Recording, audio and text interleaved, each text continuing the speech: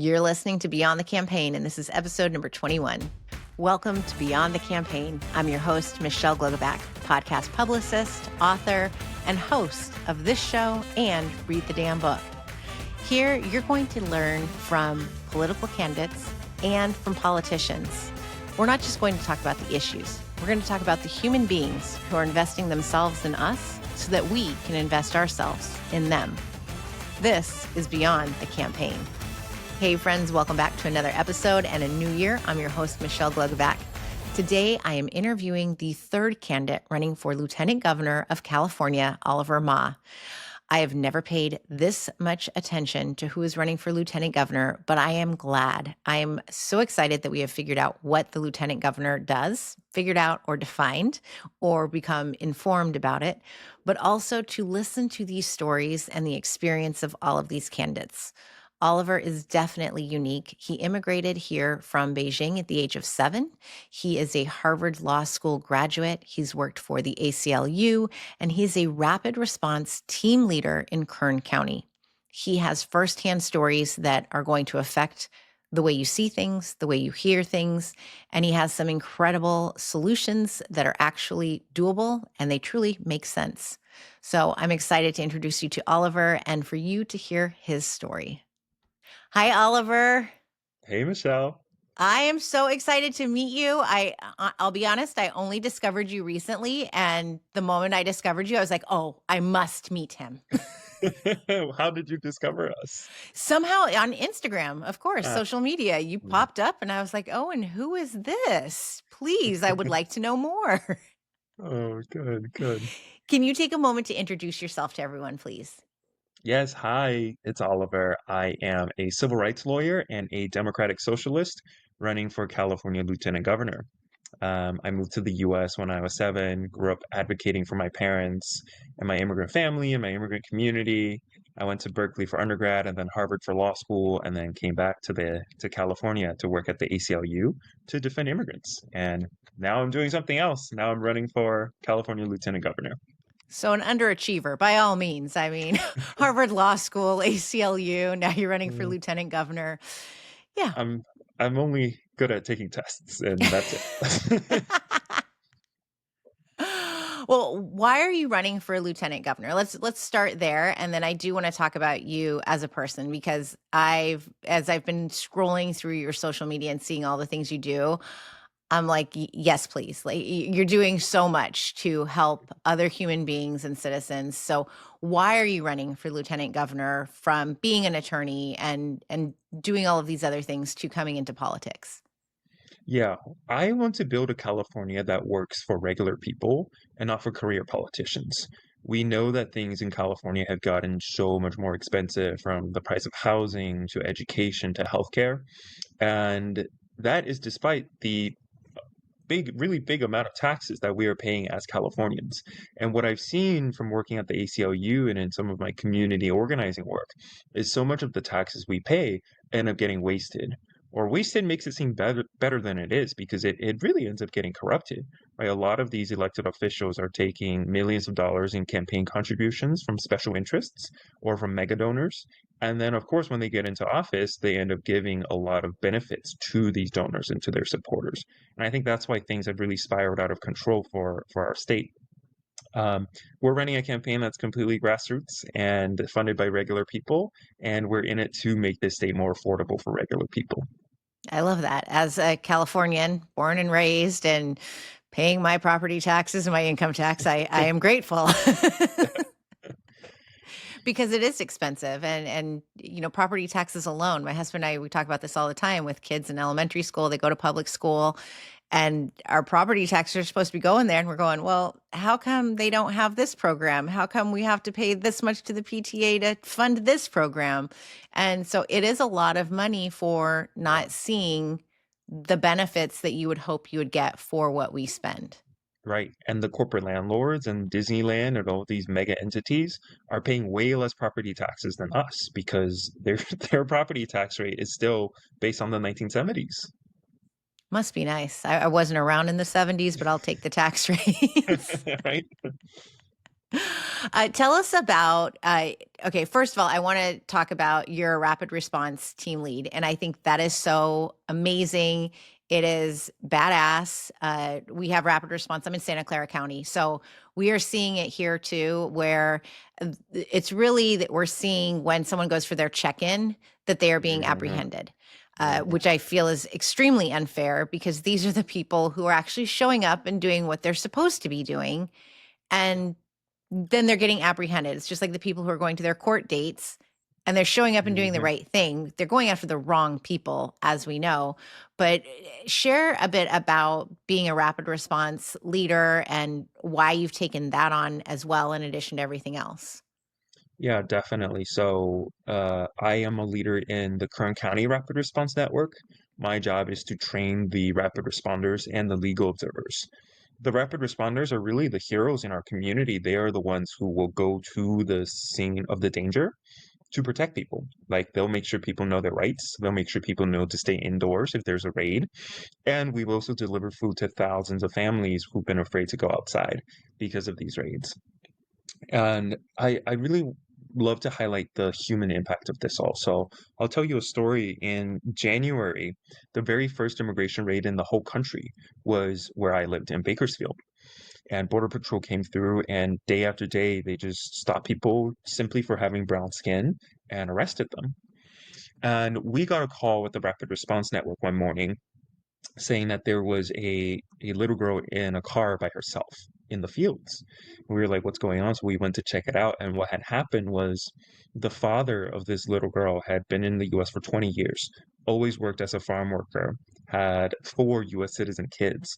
And one day he was driving his one of his daughters home when Border Patrol saw that he was brown, pulled him over and just took him and left the girl alone in the car.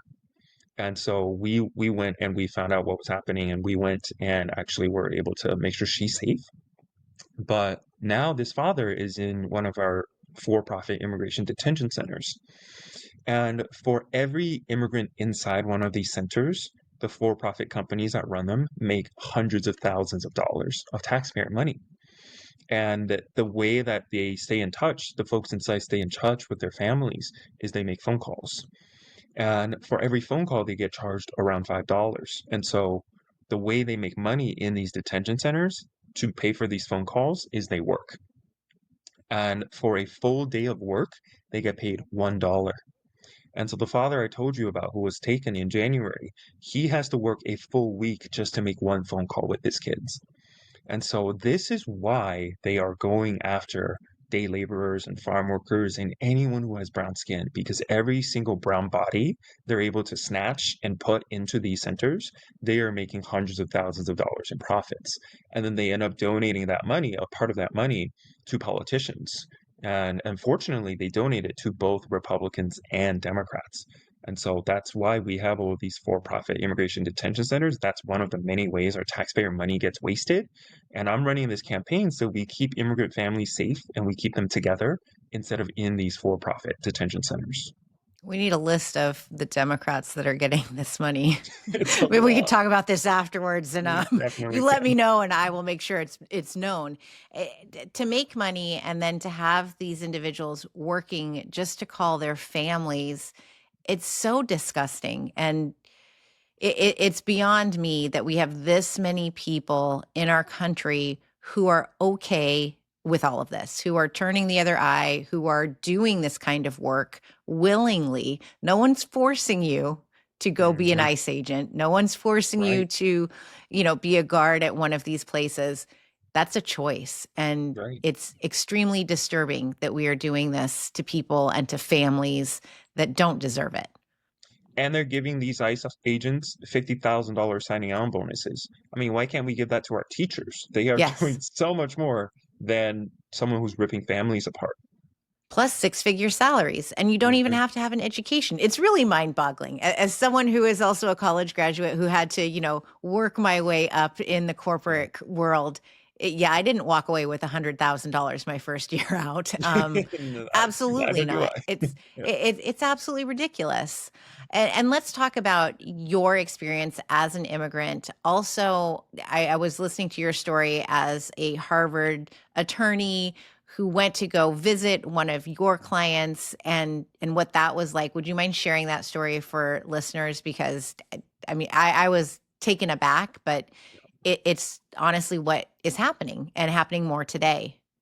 Of course. So, I came to the US when I was 7, and growing up, I always wanted to fit in. I never felt truly American.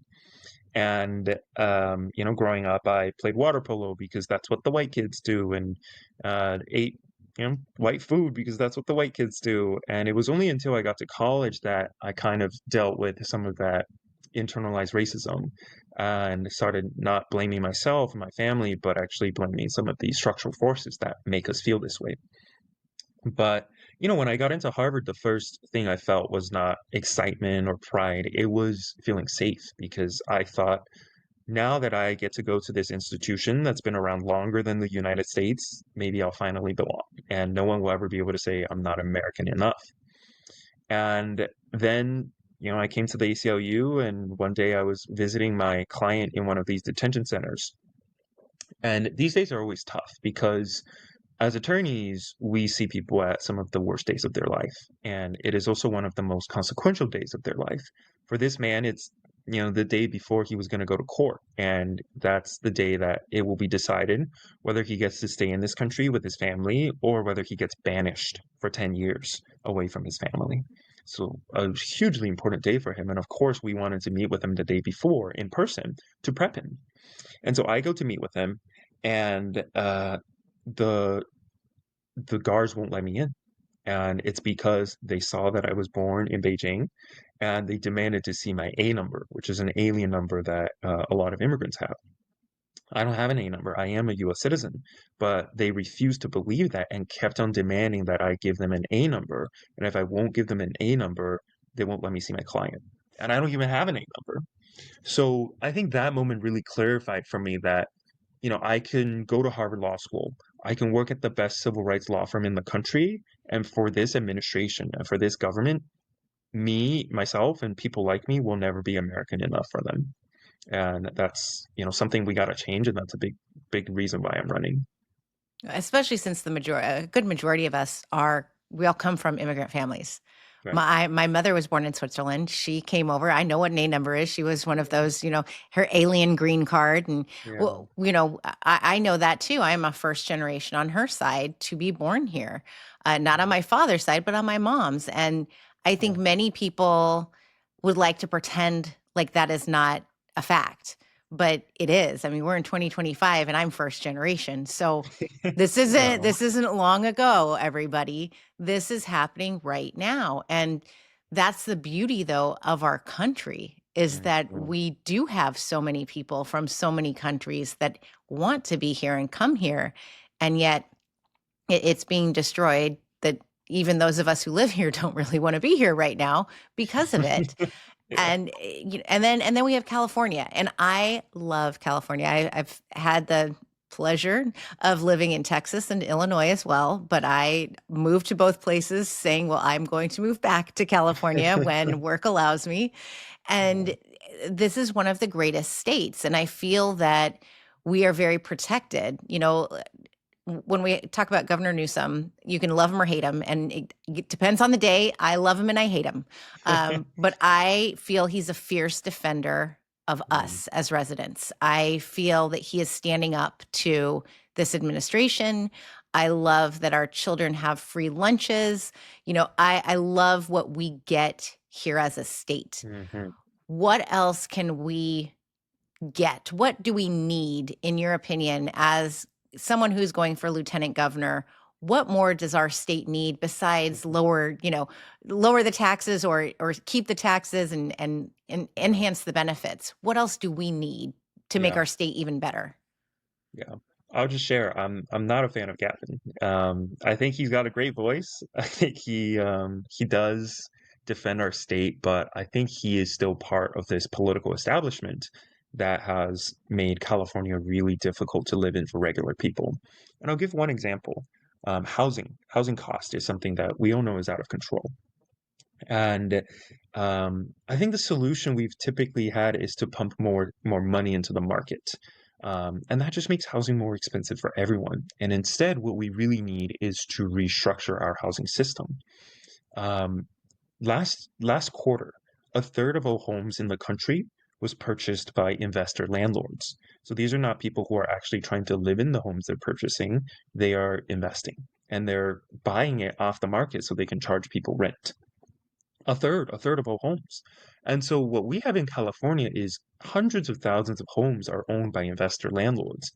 And when you ask a young person or a working family, uh, if they can purchase a home, of course they can, because they can't compete against these billion-dollar private equity companies. Of course, these companies are going to win. They're going to buy the home, they're going to drive up the price of housing, and then charge people rent.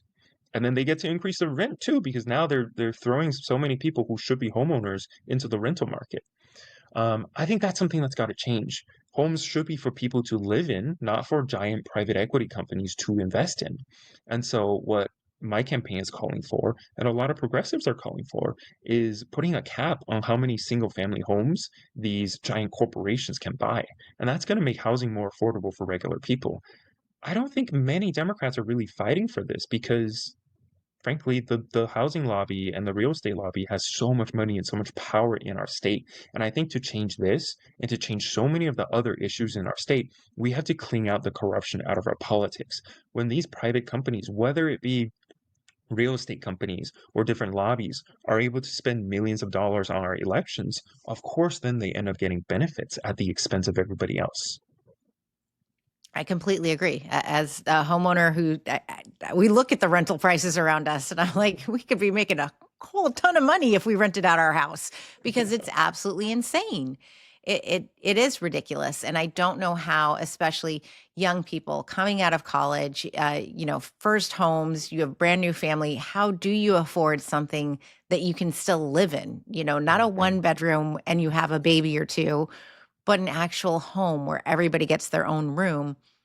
I'm in San Jose, so that like good luck. There is Yeah, right, I always laugh at what our value is because I go, there was no way I would pay what the value of our home is right. because it's absurd. And I don't feel it's warranted. And to be in debt for now 50 years, 50-year mortgages is what they're proposing. It's insane. Yeah, it is. Yeah, I don't want to be stuck here for 50 years. I'd pay this to live on the beach, but we're not on the beach. Oh man. What would you say is the most important issue? We've talked about housing, we've talked about taxes, but as an individual, what is to you the most important issue that you want to see change, that you are driven to every single day, whether it's immigration, whether it's, you know, for some it's been women's rights, for some it's been, our children's future. What is it that drives you the most, the biggest issue, whether on a California state level or a national level? What is the biggest one for you? Yeah. It's really just to deliver a California that's affordable for people and not for these private special interests. And I think whenever I think about this, I think about the head of this giant snake. And for me, that's an issue that we get told to shut up about all the time. But I think that's precisely why we have been so vocal about this issue. And that's, of course, the need to divest our state from genocide and apartheid in Israel. And it's something that we get a ton of pushback from the establishment on, but I think it is insane that another country can spend hundreds of millions of dollars on our election to elect the politicians of their choice and end up getting billions of our money back for their country. I don't care which country it is. It's no country should be allowed to do this. And Israel right now has free education for their citizens. They have free healthcare for their citizens. But here in the US, we don't. So why are we still giving billions of our dollars to them when not only are they spending it on those things, they are also bombing children and they are being investigated by the United Nations of committing genocide? Um, that is a California issue, like it or not, because so many of the technologies that ICE are using, from the facial recognition technology to the heat-seeking drones that can actually detect people based on body heat, to devices that will unlock your phones so the government can access them. all of these technologies were used by Israel first in the occupied West Bank. And so it is 100% a California issue. The UCs have $34 billion invested in companies that profit from genocide and apartheid. And what my campaign is fighting for is to take that money out of genocide and apartheid and actually invest it in things that help Californians. Things like interest-free mortgages for working people, things like our kids' education and healthcare. And I think our tax dollars are way better spent investing in kids here in California instead of bombing kids in Palestine. And to remind people, the lieutenant governor is part of the UC system. So that is why Exactly. this is something that you're able to talk about and to really campaign on, because that is the lieutenant governor's job, is to work within the UC system and to sit on the board, right?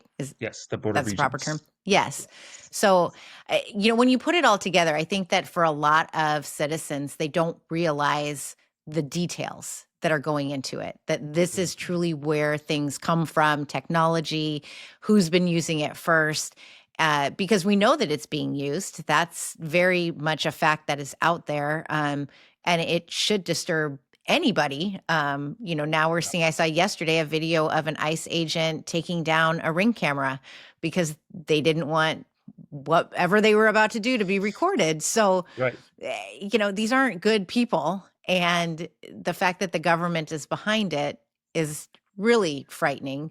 Right. I wish that there was a way. I love when people say, well, we should just stop funding the federal government with our California tax dollars. Yeah. But is that possible? It we cannot stop funding the federal government with our individual income taxes, but there is a lot that California can do to lead change. So one thing I'm very passionate about is the need to shut down these for-profit immigration detention centers. And California actually did do that. We passed a law, I think about 5 years ago, that shut down these centers. But these private companies and the federal government sued, and the Ninth Circuit said you cannot do that, California, because the federal law is supreme over California law, and so you cannot force the federal government, to shut down these centers. Okay, but the Constitution also has what's called the anti-commandeering clause, and that says that the federal government cannot force California or any state to contribute their resources for a federal purpose. So let's say the federal government wants to open a nuclear power plant in California. California likely cannot stop that, but the federal government also can't force California to provide resources for that federal power plant. Same thing with these detention centers. Most of these detention centers are in the desert, really far away from the people who might want to visit their family members, and they really rely on water. And the everything in these communities are really scarce. Water, healthcare, power, energy. All of these things are really scarce, and these detention centers are sapping so much of that out of these local rural communities. And so, what California should do is to block these detention centers off from accessing our state's water, our state's power, our state's healthcare resources. And if we do that, that will not only serve Californians by making these resources available for us, but also likely force these detention centers to shut down. I like this idea. Let's start spreading this out. And the lieutenant governor, by the way, is president of the California State Senate and can co-sponsor legislation. And so this is one of the first legislation that I would push for. I like this. These are great ideas. These are things that I didn't know existed. And you're like, you wish you had that magic crystal ball of what can we do? And I'd love to make this happen. But that seems realistic and it doesn't Mhm. seem far fetched. Like it's an idea that makes sense to me as an everyday person. Like, why Mhm. wouldn't we? Especially if we are a state that is against all of this. We have so many farms and so many farm workers, and to really just crap on them. That's really what Mhm. we're doing, is we're saying we Mhm. don't really care that much about you, but go pick those strawberries. But Mhm. we'll pick you off the street, but get that lettuce too. It's really crappy what we are doing to these individuals and their families, and then allowing it to happen when there are ways that we could shut this down. Um, so Yeah. I appreciate what you are doing, not just running and offering these ideas, but then to also be so present as a rapid response leader. I think that speaks volumes as to who you are as a Mhm. citizen as a human being, as somebody who's contributing, not just talking about it and not just running, but literally doing it and volunteering. It's commendable, so commendable. So I'm really grateful that you are showing up in this way. And I Thank wish you. more people did. It's easy to do, and the reason it's easy to do is because I'm in these detention centers every single month, and I meet with the people inside, and these are some of the bravest individuals, the most courageous leaders inside. They go through a ton of repression, from not being able to call with their families, being held in solitary confinement, being sexually assaulted in these detention centers. And despite all of that, last year they organized their dorm mates to do first a labor strike where they all refused to work for that dollar a day. And then they organized a hunger strike too to protest the conditions inside. And so, what I always remind myself is the folks inside, with all of these restrictions and all of these horrible things happening to them, they are fighting. And so, how can I not do the same outside? I appreciate that. I always like to remind people, and I've had guests on my other shows in which we talk about immigration stories, and to come here with nothing, to know nobody, to not know the language. There has to be a reason that you want to do this, and it has to be the scariest moment of your life. I can't imagine just taking my child, and whether we're talking about crossing the border in the middle of the night, or getting on a plane and just landing here and saying, this is it, this is our new home. We don't know Mhm. where we're going or anything. There has to be a really good reason for you to want to do that. Um, and I don't believe that these are all a bunch of criminals that are Right, that are just saying, yeah, this is what I'm going to do, because those are not the people that are out in the field. They're right, not. right. And by the way, these people love our country, right? I think about my dad, who was a doctor in China, and when he came here, he couldn't work as a doctor anymore, and so he was washing dishes. And I just cannot imagine if I had to move to a new country where I can't work as an attorney anymore, and I was working at three different restaurants washing dishes, I would be so depressed. But for him, he made that choice because he believes in America. And you can't criticize the US around my parents. Like, for them, this country is everything perfect. These are the people that are our immigrant communities, and they're being devastated. Yeah. Oh, I love that. I give your dad a hug for me. I will. That is the story, and that's something that people don't remember either. That we do have people who are doctors and lawyers and nurses and teachers who can't do that anymore when they come here, because we don't look at their degrees the same way. Hmm. These are educated individuals as well, and they're just trying to get by like every single one of us. So I'm grateful you bring this humanity to all of this, because we need more of these stories to be recognized and to be heard. And I appreciate you so much, Oliver. Oh, thank you. Told I'm you, good excited first to impression, bad second impression. don't say that.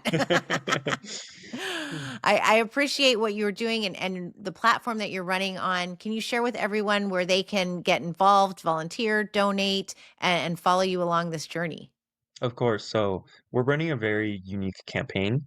I think the typical campaign is they raise a ton of money from corporate sources, and then they blow 80 to 90% of that on advertising. And we don't want to do that. I'm not a career politician. I don't have decades of experience in elected politics, but that's because I've always been on the front lines, fighting for families, to reunite families, fighting for housing justice. So we're doing something very unique, which is the resources that we have, we're investing them into training volunteers. Our dream is, however this race goes, that we leave behind thousands of trained volunteers who can tell stories, who can protect immigrant families, who can knock on doors, so they can keep on fighting for structural change. This has to be more than about me, more than about my race for lieutenant governor. It has to be about California and making transformative change, inspirational change in California. That's what we're doing. I'm excited to tell you that last week we passed more than 1,000 volunteers registered with the campaign.